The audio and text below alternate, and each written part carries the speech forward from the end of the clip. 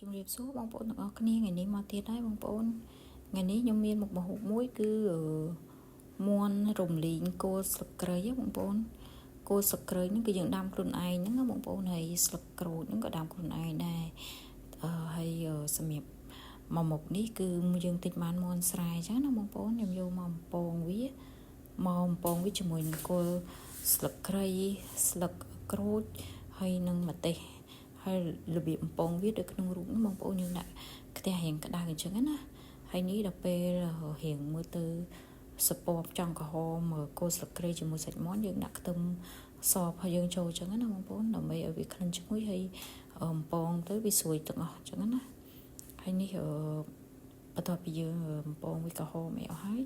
យើងចាប់ផ្ដើមស្រង់វាដាក់ទុកឲ្យស្រស់ប្រេងអញ្ចឹងណាបងប្អូនហើយបានយើងមកលាយគ្រឿងយើងមានដូចជាស្ករប៊ីចេងម្សៅរ៉ូឌីប្រេងខ្យងបងប្អូនហើយយើងក្លុកចូលគ្នាអញ្ចឹងណាបងប្អូននៅជាតិខ្លាំងមកមុខនេះហើយតែប៉ុណ្ណឹងមាន់របស់យើងគឺបានរួចរាល់ហើយបងប្អូនប៉ុន្តែបើនិយាយពីរសជាតិវិញឆ្ងាញ់ណាបងប្អូនអើយនិយាយទៅអានេះយើងញ៉ាំជាមួយបាយក្តៅៗក៏បានឬក៏មានអីចង់ញ៉ាំជាក់ៗអីក៏បានដែរបងប្អូនមកមុខនេះគឺត្រូវមែនតើហ្មងប៉ុន្តែបើសម្រាប់ខ្ញុំគឺ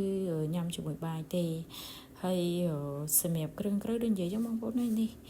នៅលើតាបូលដែលខ្ញុំនិយាយដែលខ្ញុំថាខ្ញុំដោតដាំអញ្ចឹងណាបងប្អូននេះខ្ញុំគល់ស្លឹកគ្រៃវិញញ៉ាំអត់អស់ទេបងប្អូននិយាយទៅវាច្រើនណាខ្ញុំមានតែសបកកង់ឡានហើយអាផាំងរបស់យើងហ្នឹងដាក់ដីដាក់ជីអីចឹងទៅបងប្អូនចេះដោតចោលចឹងហើយអានោះគុំស្លឹកក្រូចរបស់យើងហើយនិយាយទៅវាធម្មជាតិចឹងណាបងប្អូនហើយបើសម្រាប់រសជាតិវិញគឺថាឆ្ងាញ់មែនតើបងប្អូនហើយនេះឡើងមួយឆ្លៀតថតមានស្លឹកបាសដូចថ្ងៃមុនខ្ញុំបង្ហាញខ្ញុំបេះស្លឲ្យម្ដងលើចាប់ផ្ដើមលាស់ទៀតបងប្អូនមើលនេះទៅពេលខ្យល់បក់មកវិចទៅអត់ដឹងថាអត់តន់ឃើញថាស្លអីនេះបើសម្រាប់គ្រួសារទូចខ្ញុំប៉ុណ្ណឹងគឺបេះបានមកស្លទៀតទេហើយធម្មជាតិខ្ចីមែនតើបងប្អូននិយាយទៅបេះស្លបាញ់ញឹកដែរនេះនិយាយទៅតាំងខ្ញុំស្លប្រហែលស្លអីខ្ញុំបេះតែស្លឹកបាសយើងនឹងអញ្ចឹងណាហើយលាយនឹងយើងទិញពីផ្សារមកតិចតួចដោយអនុតម្លៃអីទៅហើយសម្រាប់ចាំមើលវាល្អតិចទៀតខ្ញុំគិតថាត្រូវស្លអីអញ្ចឹងណាហើយខ្ញុំក៏បានរំលែកមេឃវាជាមួយដាំនេះមួយទៀតហើយបងប្អូនមើលលាស់ល្អហើយទៅឡើងលើបេះគ្រឿងគ្រូនឹងអញ្ចឹងណាចុះមកវិញបងប្អូនហើយកូនប្រុសខ្ញុំគេគូគំនូគេបរិយាយតាកាត់តលេងស៊ីមៀបអញ្ចឹងណាបងប្អូនហើយគេប្រាប់ថាចូលទៅស្អីអូសៀនអីណាគេនេះកន្លែងមើលត្រីមើលអីមានភ្នំមានអីណាគេ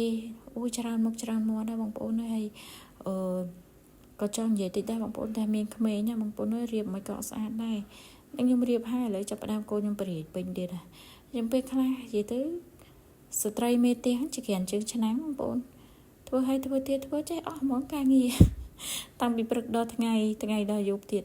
មកយប់ដល់ម៉ោង3ម៉ោង4ហ្នឹងចាប់ផ្ដើមដល់ម៉ោងបាយល្ងាចកូនជិះពីរៀនពីអីទៀតអញ្ចឹងណាបងប្អូនហើយនេះសម្រាប់កូនបើខ្ញុំគឺគាត់ខូចមែនតើបងប្អូននេះប៉ុណ្ណេះហើយគាត់នៅតែទាញញ៉ាំកូទេណាហើយមើលបដាលេងនិយាយពីថាខ្ញុំទៅប្រមូលហើយខ្ញុំម្លាយឡើងទៅថតអីនឹងកាត់គល់សក្រីអីធ្វើឲ្យបងប្អូនមើលណាសាប់តែចុះមកវិញពេញនឹងបងប្អូនហើយណាពេញនឹងហ្មងហើយអត់ដឹងនិយាយថាមកទេផ្ទះមានក្មេងបងប្អូនណាគេដូចផ្ទះខ្ញុំអត់នេះហើយវីដេអូខ្ញុំថ្ងៃនេះក៏មានតែប៉ុណ្្នឹងដែរបងប្អូនហើយបើសិនជាចូលចិត្តchannel របស់ខ្ញុំសូមជួយ like follow ម្នាក់មួយទៀតផងដើម្បីឲ្យខ្ញុំមានកម្លាំងចិត្តក្នុងការធ្វើវីដេអូបន្តទៀតចឹងណាបងប្អូនហើយក៏សូមអរគុណបងប្អូនជួបគ្នានៅវីដេអូក្រោយទៀត